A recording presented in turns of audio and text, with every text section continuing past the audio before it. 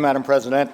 I want to thank the sit-in sponsor for all of the back and forth, because I've been taking some notes and listening. I just want to share some thoughts that maybe we take into consideration before we vote on this. First and foremost, regarding codifying or aligning this with SLA laws.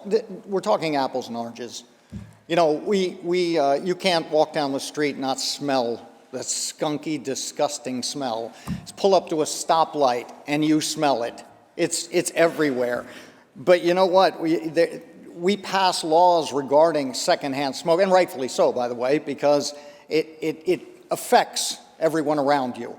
Alcohol, I've never heard of secondhand alcohol drunkenness. So we're talking apples and oranges here. We need to protect against the secondhand smoke and that kind of aspect. Now, while the debates were going on, the sit-in sponsor, Senator Cooney, made a comment regarding on-site consumption and said that there really is no restrictions. So I want to paint the scenario that Senator Walczyk kind of had, and that was, we have an elementary school, we have a playground with a kickball field and then some playground equipment a little further, and now we're going to have a pot shop. And you're going to have the customers going in and they'll make their purchase and they step outside and there's nothing restricting them from firing it up and standing around, chatting, smoking. Just a little breeze. Well, under this bill, that pot shop could literally be a stone's throw away from the monkey bars where an 8-year-old is swinging. And they're going to smell it. I go back to the secondhand smoke laws we've been passing. They're going to smell it. We're not helping these kids any. And that's a real scenario. That's what's going to happen here. I go back to yesterday. Yesterday, I stood right here and I was debating a bill with a colleague. And in that bill, we passed a bill to allow New York to basically police the air.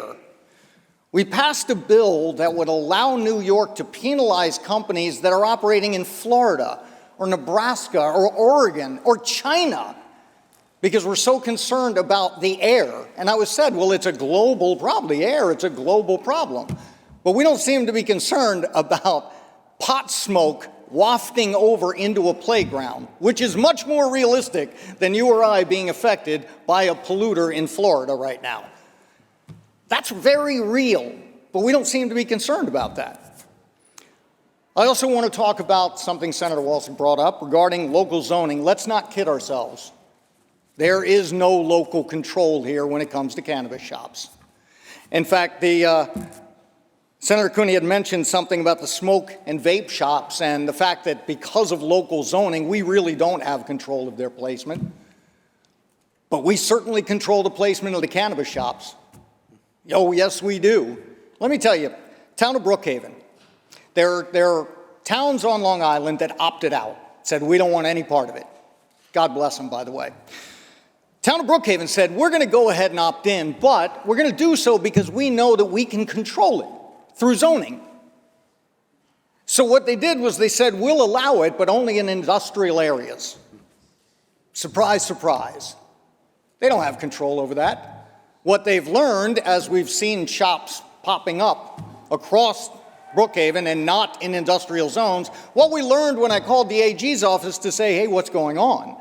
Well, no. The way they treat it is the licensing is one thing. The state will handle that. But zoning's a whole other thing. That's a local issue. You got to deal with that. Really?